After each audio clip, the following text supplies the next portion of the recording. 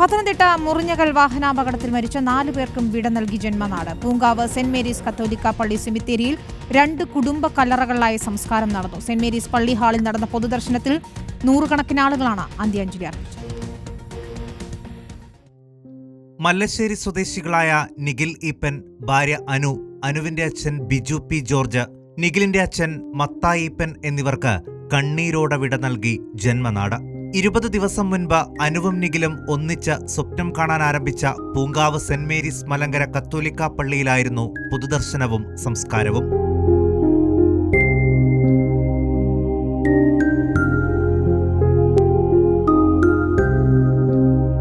സന്തോഷത്തോടെ അന്ന് വിവാഹത്തിൽ പങ്കെടുത്ത ബന്ധുക്കളും സുഹൃത്തുക്കളും കണ്ണീരോടെ പ്രിയപ്പെട്ടവരെ യാത്രയാക്കി.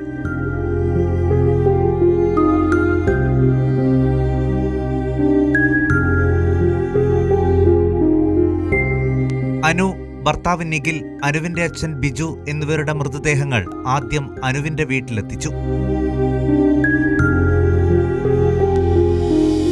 നിഖിലിന്റെ വീട്ടിലെ പൊതുദർശനത്തിന് ശേഷം 8 മണിയോടെ പള്ളിയിലേക്ക്. പൊതുദർശനത്തിന് ആ നാടാകെ ഒഴുകിയെത്തി.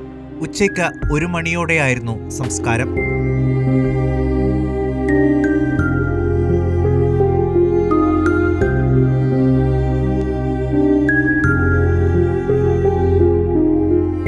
വർഷത്തെ പ്രണയത്തിനൊടുവിൽ ഇക്കഴിഞ്ഞ നവംബർ 30-നായിരുന്നു അനുവിന്റെയും നിഖിലിന്റെയും വിവാഹം. ഞായറാഴ്ച പുലർച്ചെയുണ്ടായ വാഹനാപകടത്തിലാണ് മല്ലശ്ശേരിയിലെ 2 കുടുംബങ്ങളുടെ സന്തോഷവും പ്രതീക്ഷയും ഒരൊറ്റ ദിവസം കൊണ്ട് പൊലിഞ്ഞത്. മലേഷ്യയിലെ മധുവിധു കഴിഞ്ഞ് പുലർച്ചെ വിമാനത്താവളത്തിലെത്തിയ ഇരുവരെയും പിതാക്കന്മാർ കൂട്ടിക്കൊണ്ടുവരുമ്പോഴായിരുന്നു അപകടം. റിപ്പോർട്ടർ, പത്തനംതിട്ട.